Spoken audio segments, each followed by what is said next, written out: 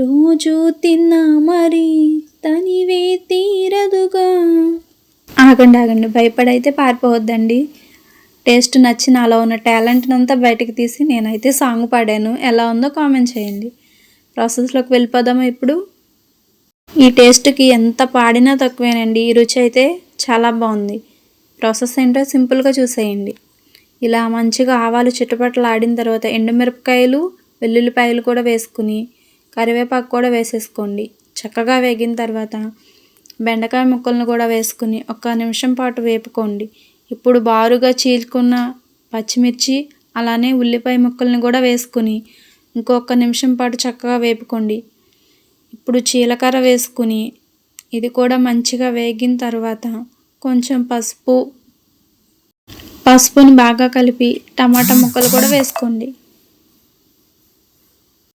ఇవి కూడా మంచిగా కలుపుకున్న తర్వాత రాళ్ళుప్పు అయితే వేసుకుంటున్నానండి. నేను ఈ ముక్కలు మగ్గటానికి మాత్రమే వేసుకుంటున్నాను.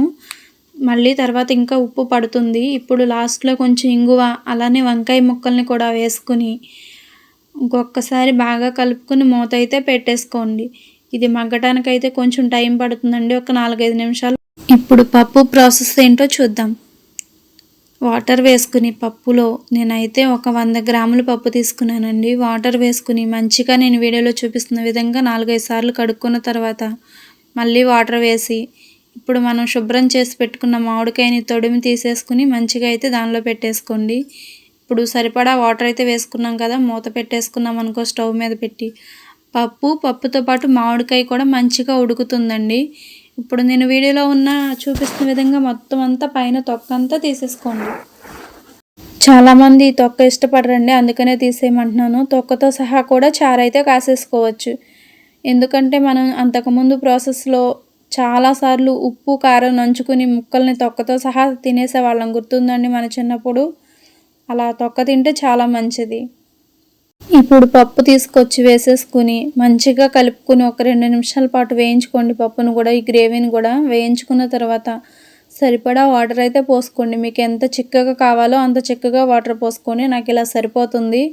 ఇప్పుడు మొత్తం ఇదంతా కలిసేలా బాగా కలుపుకున్న తర్వాత దీనిలోకి అయితే సరిపడా కారం వేసుకుందామండి. మనం మీ టేస్ట్కి తగ్గట్టు వేసుకోండి, నేను ఇంత అని కూడా చెప్పట్లేదు. సాల్ట్ కూడా అంతేనండి. ఇప్పుడు లాస్ట్లో అయితే సాంబార్ పొడి అయితే 2 స్పూన్లు వేసుకోండి. చాలా చాలా బాగుంటుందండి. ఖచ్చితంగా సాంబార్ పొడి వేసుకోవాల్సింది.